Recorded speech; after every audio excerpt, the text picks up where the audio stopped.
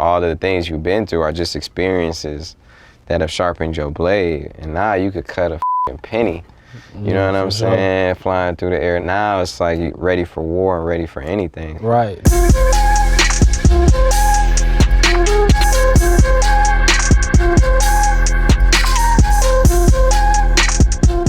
I'm trying to think. You remember the first time we got up? I was there when you was doing your first single, bro. I remember Kanye listening to it and playing it and talking about Chris Brown getting on it. Well, he wasn't on it at first. Yeah, he wasn't on it at first. Exactly, yeah. That was before Chris even hopped on it. Yeah, that's crazy, dog. That hotel, the Mercer, that's like an anointed spot right there. Like them rooms, like I remember the first time I actually did Summer Jam with Chris Brown after my last came out and it blew up. Like after I got off the stage, I went back to the Mercer and Hov and Ye were in there and they were still working on Watch the Throne. Hov was like, yeah, we caught you just in time. Like we saw you performing. I just remember that moment being surreal. And I remember when my album dropped, Finally Famous, Kanye was like, man, like we gotta make Watch the Throne better, man. Big Sean album is well-rounded. Like I remember it being just honored that he even would consider that at that time like that. So that was a crazy, crazy moment for me. Crazy, because it was just as big for me being out there, finally locked in with Ye, doing shit like meeting Jay-Z, then end up he recording on my beats. So I was just like, this is nuts. Yeah, you had that one. I'll never forget them times. Yeah, and you caught that bomb. I mean, people say that's kind of like one of the most important rap songs of all time, and just like, you know, if you ask people like what's the #1 rap song, a lot of people might say Niggas in Paris, you know what I'm saying? That might be a lot of people's answer, so. It's cool to just be a part of history in that way. So I feel like I was a part of it just being there. And then we did Click too right after that you did with Hov and Ye, but you did that and Niggas in Paris. So I can just, that's incredible, bro. Crazy. Yeah. I wasn't even thinking like that them records was finna be that big. Like to me, them was like some of my more simple beats, you know what I'm saying? And that just kind of clicked in my mind to like, okay, well, that's a science to that, you know what I'm saying? People like the stripped down, minimal ideas like that.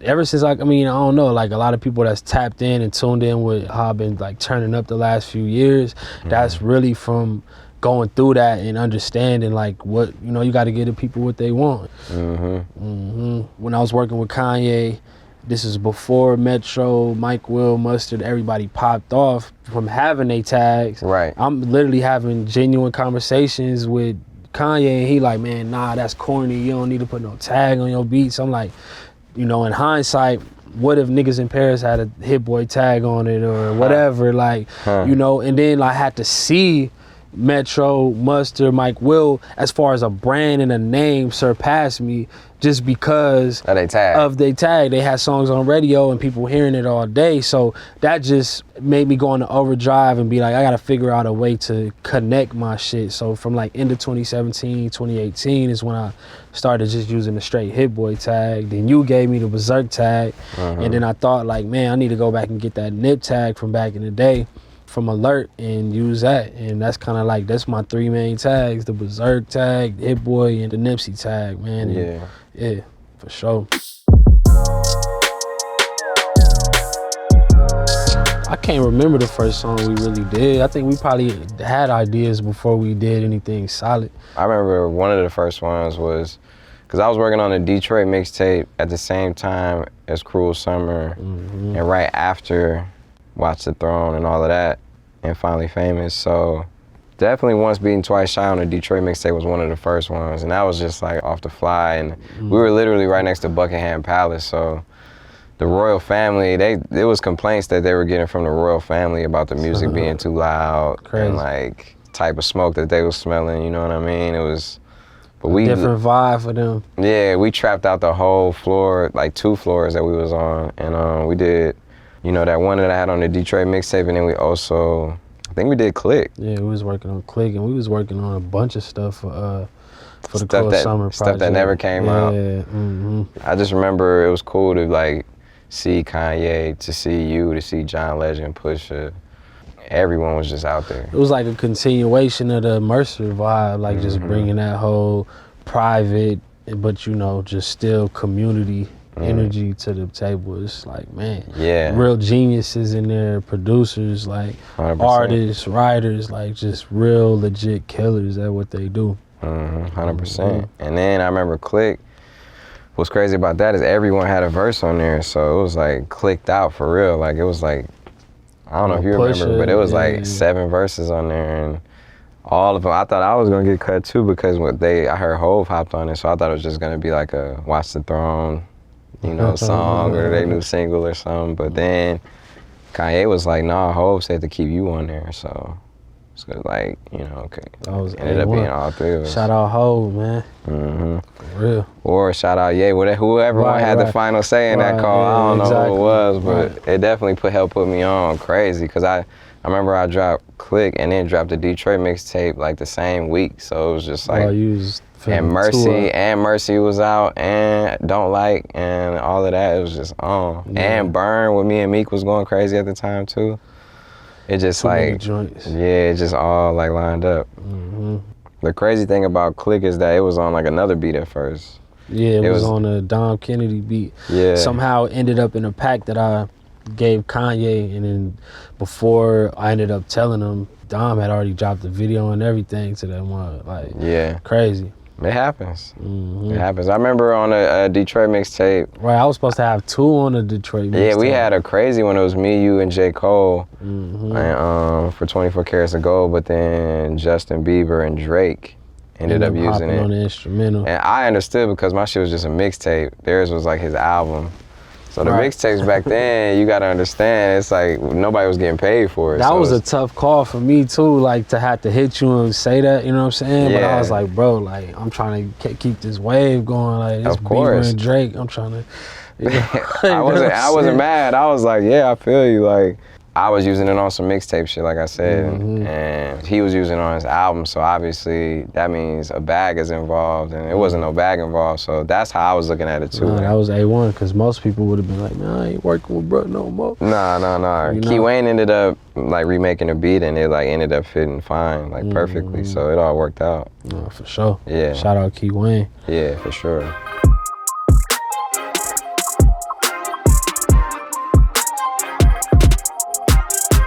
Hey, so your uncle was in Troop.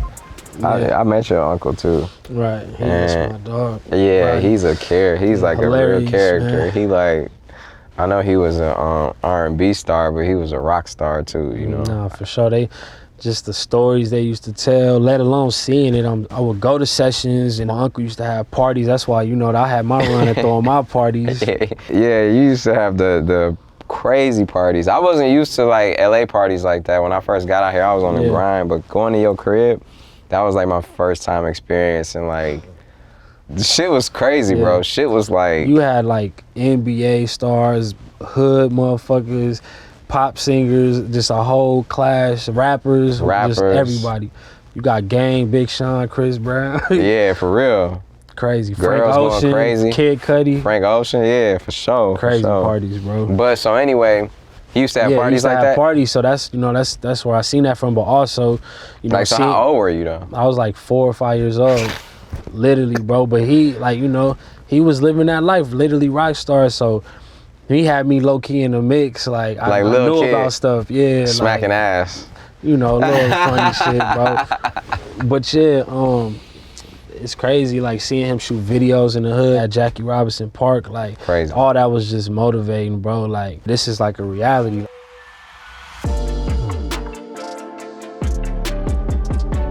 I feel like anybody great at what they do knows how to have fun with it. I feel like maybe when I think about Michael, like anyone who just is like great at what they do, I feel like that's the reason why everybody doesn't make it. Everyone can't make it. Is because some people may look at, oh, I need to do this for the money. I need to do this for the hustle of it. I need to do it for this. But imagine if you were successful at something that wasn't fun to you, but you just worked so hard. You get to the end of your life, you're gonna be like, that was a fucking waste of my time, my whole life. It's when you have fun with it that allows you to be at the forefront of development of like the newest creativity created.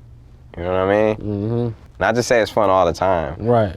But there have been times like where we in the studio, that shit fun. Nah, niggas be laughing like we at a comedy show and yeah, shit. Like, for real. Just different little whatever, like, yeah, for real. Yeah. But when you're enjoying something, you obviously can do it for more hours and therefore go further. You know what I'm saying? And therefore explore new heights of it. And that is the difference, I feel like, in a lot of people who want to do it, but why do you want to do it? Do you want to do it because it's your calling, because you feel joy when you do it, because it's fun to you, because you rather do that than to go out and drink or fuck bitches or whatever it is, you know, that you get the call about, you know, hey man, we got this, we got these girls, we got this, or flipping packs, hey man, we got this, whatever it is. It's like so many things in my life where I've like denied it. I've been like, nah, I'm straight. And just be locked in on that, but not just because I feel like that was the right choice morally, because I feel like that was what my heart was. What you want to do. That's what I wanted to do, yeah. Nah, I feel the same, bro. People always, you know, when people see me out now, they be laughing like, damn, you out the studio? Like, they don't ever really see me out of here. And, but you also see the productivity, you see, you know, you see what's going on. Yeah, you can't fake it. You can't fake them hours, can't fake that creativity, that process. Like it just is what it is, and that's where my mind is right now, bro, to just stay in the studio. Like if I ain't with my son C3, I'm not really doing much other than trying to elevate this. Constantly thinking about it, that's what separates a lot of people from others. Like I remember in 2018, I can't remember how we linked back up. I was at the Rose Bowl at the Beyonce and Jay-Z show at the On the Run tour too. That's right. I saw, it's crazy because I'm coming down, I'm in the back, I see Nip, and then I see Sean, I see Khaled. Y'all was all walking together. I stopped, chopped it with everybody, told Nip I got some joints for him, told you I got some shit for you. Yeah. And y'all both tapped in with me immediately all around the same time. I saw Nip a few times after that, but that was one of the last times where we was all like really hanging, you know, like performing together. When Khaled brought us out, it was like me and him came out like right back to back, so we was just backstage chopping it and talking about so much, man. But that is literally the time that it linked up, and I remember he was coming here, and then all of a sudden Nas started coming here, and then we was locked in. Right, T Grizzly. Gang of people just came through, and we ended up somehow catching this energy to where people pull up, they do a song with me, Sean end up pulling up, and it just be fitting, like. Yeah, it's something electric about that room. Even like I saw Nas saying that, I feel like Nip too, and I feel like a lot of people, like it's something electric about that room you in. That's what's crazy, man. And it's a few other places that have a similar energy where you go and you just inspired that I've been in my life, but that is like one of the clear inspiration. It's like a channel that's just wide open. That's what's crazy, because it felt like when I was making music at like 17 in my room, because I would have basically the same operation. Everybody would just find a way to get to my studio. Niggas would drive out from Pasadena, drive out from different places to record, finding out about me, and I had my MySpace cracking. So like I just, I always used to just have people in. So it feel like now it's just like, damn, it made me also realize like I've been doing this. I've been getting bread to really produce for people and not just make beats, and really, you know, just have that community energy.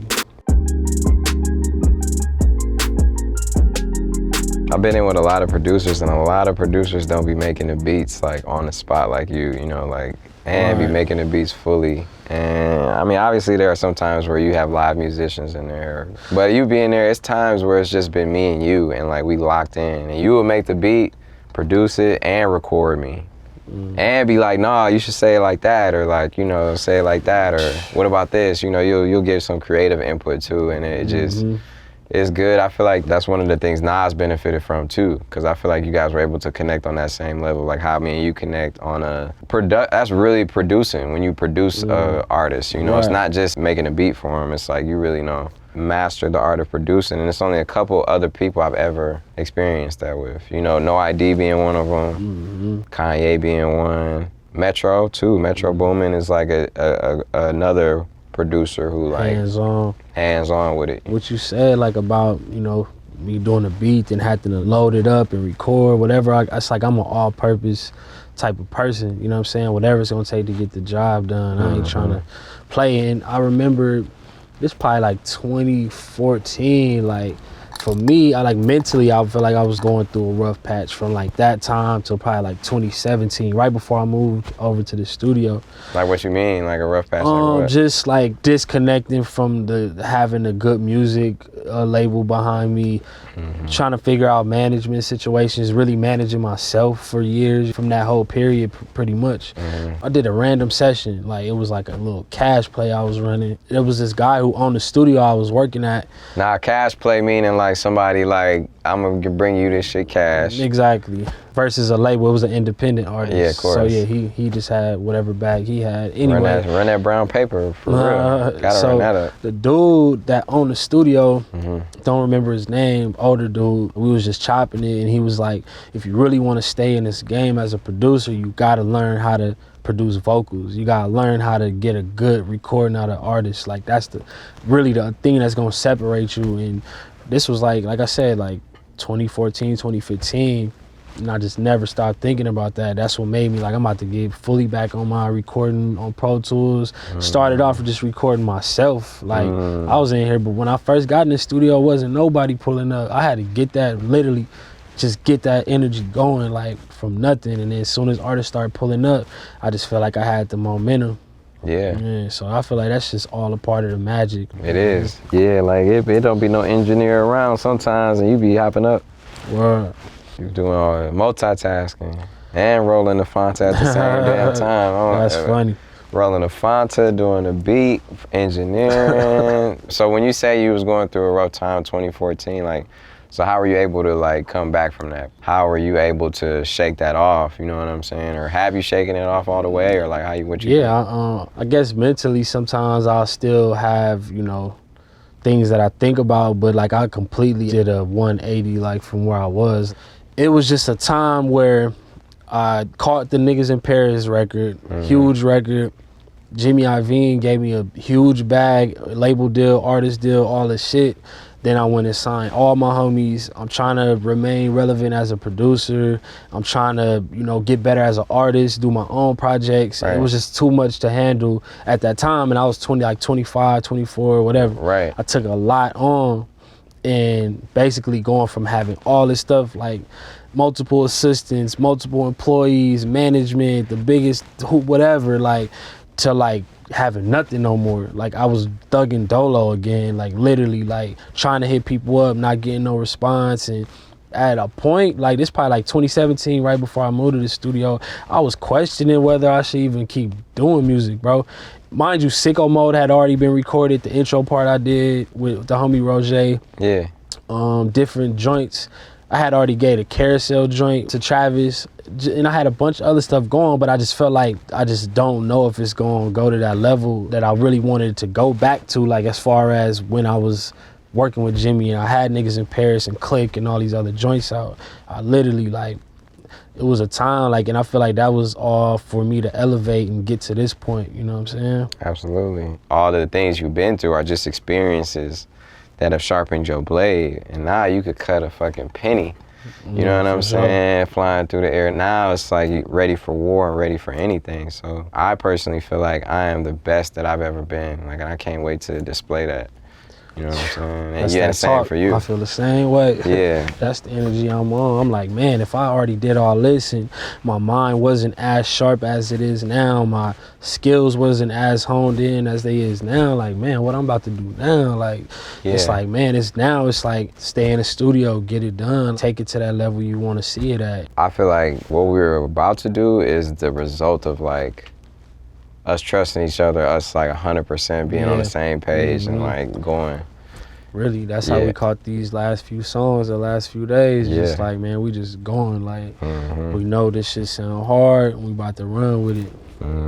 I was there for a lot of the Nas sessions as well. Yeah. That's something I didn't expect for him, to put his trust in you like that. And I feel like that's what, I know no one's gonna admit this, but a lot of the concepts and a lot of the things that Nas was able to address, you brought out of him. Word. I mean, I'm sure people will assume that, but I was there firsthand, and I saw you bring those stories out, the conversations y'all would be having. Like, that made me realize how important it is in studio sessions to talk.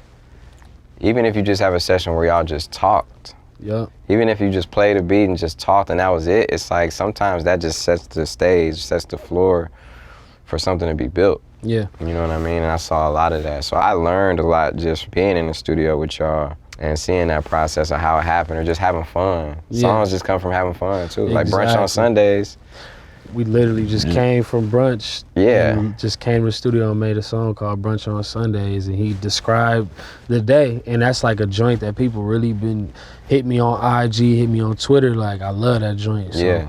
we might talk for 2 hours before a session or after a session, and we won't talk about various things. And Sean is knowledgeable in a bunch of different things, and you know, I'm knowledgeable on what I'm knowledgeable on. So Of course. we always just combining information and sharing information. More importantly, like that's a big thing. I feel like people don't talk, they don't lock in, and I feel like you just unlock different things in your mind when you get that conversation out. Yeah, 100%. Like from wellness to like working out to like family. We talk about a lot of personal things. You know, there have been times where, you know, I talked on the phone and you were livid, you were hot, you were like, right. You know what I'm saying, going through it, and vice versa. Times where I felt things crumbling down and like, you know, and like really were able to be a voice of reasoning and a voice of logic. And coming from another black man, I feel like that's important. Sure. I feel like that's something a lot of black men don't get to, they don't do. You know, they might think that shit weird or like to be talking like that or to be, you know what I mean? Mm-hmm. That's one of the things I appreciate about my relationship working with you too, is that it transcended working, you know what I mean? Yeah, for sure. Yeah. We can vibe on whatever level, like, Mm-hmm. you know, that shit is just, it's real synergy. Yeah. Being vulnerable in music is like, it's the sacrifice you make. You know, as an artist, it's like you sacrifice your privacy. You know, like if I gotta talk about relationship stuff or family stuff or just going through real life things, you know, losing a baby or whatever the thing is that people go through. Health it's like stuff, lucky me. Yeah, lucky me, health stuff, my heart. I had a real heart condition that my family told me never to talk about that. Like my mom was like, don't talk about that. People gonna think you got a weak heart. People gonna think you, all love to my mom, you know, I'm not trying to put her on blast, but she was like, you know, people will judge, people are too judgmental out here. Telling me you had a heart disease, they gonna not want to, I'm like, nah, you tripping, but so it made me not say nothing about it, and then I'm like, fuck it, people need to hear this, and what's crazy is, you know, I get calls from, I remember Don Cannon called me like, bro, I got the same shit going on with my heart, like, crazy. It's not beating right, and I told him, he was like, bro, and I took the magnesium and my shit it's beating perfect now, you know what I'm saying? Opening up, man, and sharing information, really, you just got to be your true self, dog. And if anyone was perfect, we wouldn't even be on this earth. We would be on the next level, right? You know, so we here. Everybody be on Elon Musk creating robots. Yeah. If everybody was doing that, it'd be ugly out here. You're right.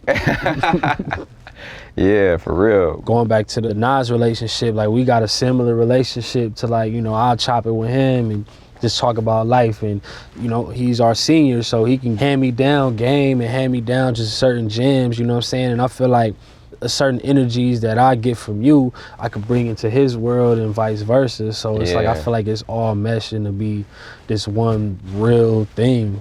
But that goes back to the point of the energy of Nipsey is like, I think he's exploded so much more because his mindset is so contagious.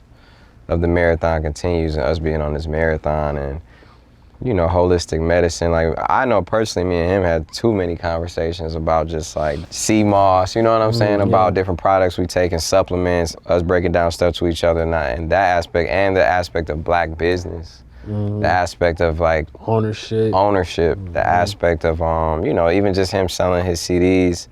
Remember when he sold his mixtape he had for, what tape was that? And another one for 100, then one of them for 1,000. Just that mentality of real hustle.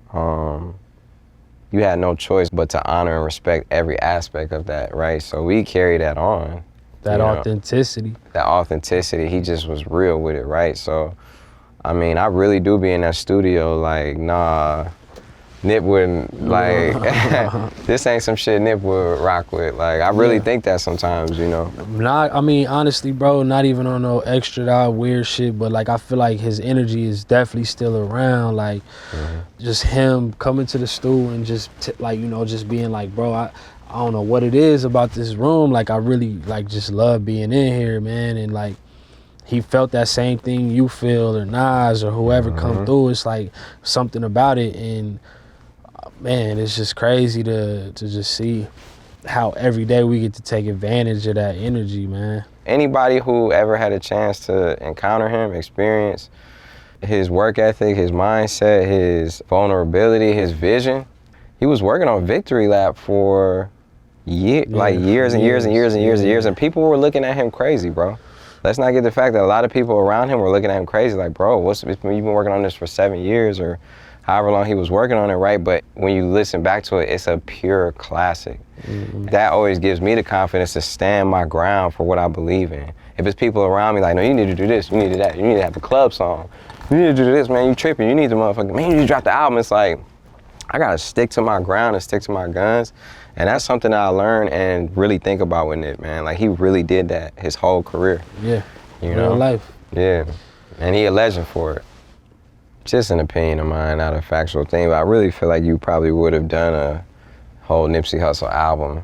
You know what I'm saying? No, I mean, that's the crazy thing is we spoke about that the same way me and you talk or me and Nas talk. Like, he was hitting me at 8, 9 in the morning, you know, just like sending me sample ideas, like chop this up. I tell him like, I'm gonna have it chopped up by the afternoon, pull up, let's get it done, whatever. Honestly, I'm not gonna lie, even just the last few days of us recording have been like, I feel like we hit a new... Some of the best sessions, yeah. Ever. Yeah, I feel like we hit a new level for real. Nah, it's like, oh shit. Right, now it's like, okay, let's stick to this. Let's keep this shit going because the energy is so high. Yeah, I don't know what happened either. Like, it was going really good. Like, we had like a lot of songs. Catching momentum. Yeah. But something happened. Like, we walked through a portal a few days ago. Like, so it's ironic that I still feel like I'm literally in it right now. Yeah, I know. Like, me too. Even just the song we did last night. But it's ironic that we're doing this interview now, just a few days into, like, you know, the new energy. To me, it's like the best creative experiences that I've been in, either in my life or in a long time. So nah, same here. Yeah. Like, I just feel like it's not to say easy, but like we done so many ideas now. It's just coming to us at a different pace, and it's feeling right though. It's feeling elevated. I've been thinking about it every day. I play the songs, bro. Like, I wake up, I'm on the phone playing it off the phone. I hop in the whip, go to my workout. I'm playing the joints. I'm on the way back.